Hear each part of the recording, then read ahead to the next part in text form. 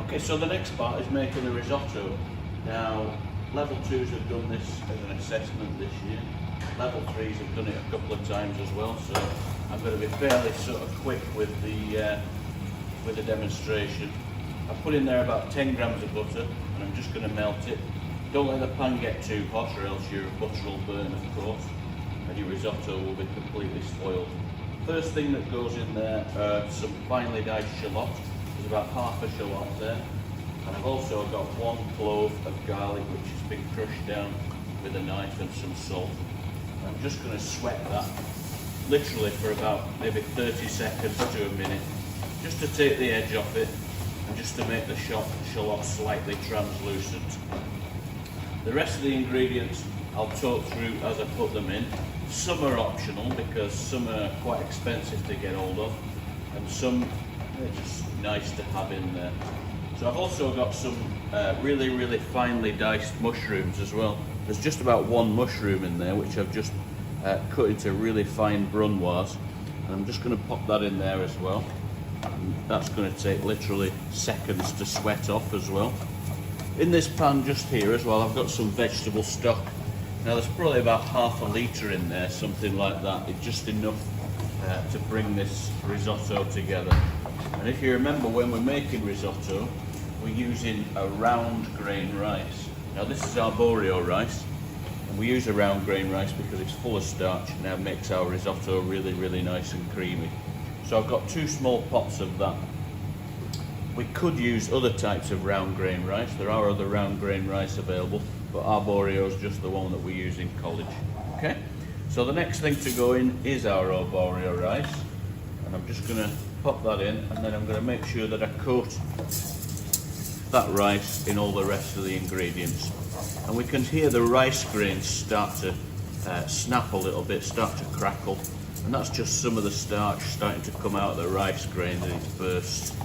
And it's just a sign that we're ready for the next part of the addition of our ingredients. Okay, because we don't want to put any colour on our rice at all. You notice that I'm keeping this ingredients moving all the time. Level 1s might not have made risotto at all, so this is sort of something that they can try and maybe look forward to it as an assessment for next academic year when they move into level 2. So risotto rice is in there now. Then I'm going to add a touch of white wine, so about 25 to 50 mils of white wine, and you can hear that start to reduce straight away. We want that to reduce right down so there's virtually nothing left. We're not after the alcohol that's in there, we're just after the flavour of the wine. So that's really important, just to let it reduce down with the rice until there's virtually nothing left. Now the ratios, for those people who haven't made risotto before, it's usually about 3 parts of vegetable stock to 1 part of rice. But there is a trick to making risotto, as you'll know if you've made it already. We don't add all the stock at once. We need to add it a little bit at a time. So we add 1 ladleful at a time until each ladleful's incorporated. And then once each ladleful's incorporated, we add another ladleful. We keep on doing that until we've got a product that's al dente. Now al dente is an Italian word, means to the tooth. It means that the rice should just have a little bit of bite to it. Okay, so that pan's completely dry now, so that we need to start now adding the stock. So first ladleful of stock goes in.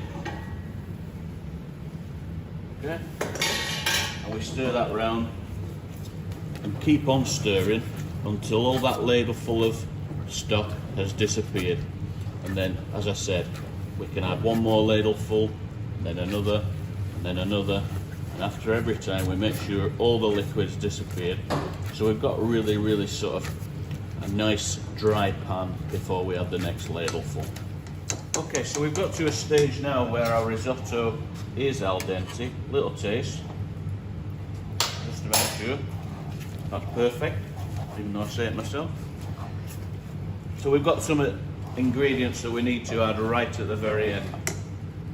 So we've got some peas, frozen peas. If I put them in too early, they'll lose the colour and they'll lose the flavour. So they go in, stir them through, and And then we've got some chives as well. So some really finely chopped chives. Stir those in. And then this is an optional ingredient, of course, because it's very expensive. We've got some saffron. Now, for those that don't know, saffron is the stamens of crocuses, and it's really, really expensive. It's one of the most expensive commodities that you can buy.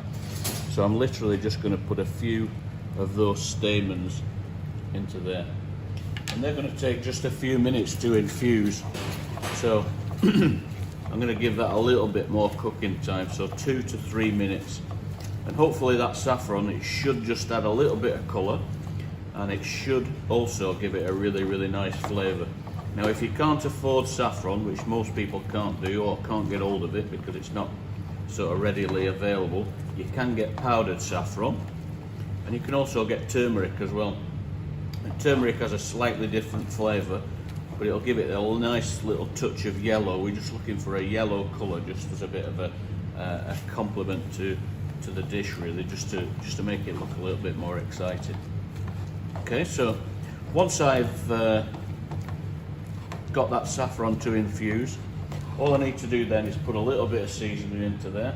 So I'm going to put a touch of salt, I'm going to put a touch of black pepper, and a touch of white pepper as well. I quite like a bit of pepper, so you know, a nice bit of flavour into there.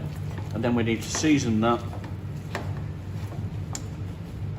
Give it a little taste to make sure that we're okay. That's really, really nice actually. And then we need to take that away from the heat, and we're going to chill it. We're going to chill it down until it's completely cold. Now I'm going to use the blast chiller here at college because it's really, really quick. But you can take it away and leave it on the windowsill with the window open. Don't put it in the fridge because it'll heat up the rest of your fridge and it'll be a food safety issue. But let it chill down for about 10 minutes until you can literally just grab hold of it and touch it, really. You want to be able to touch it to manipulate it into arancini balls. Okay?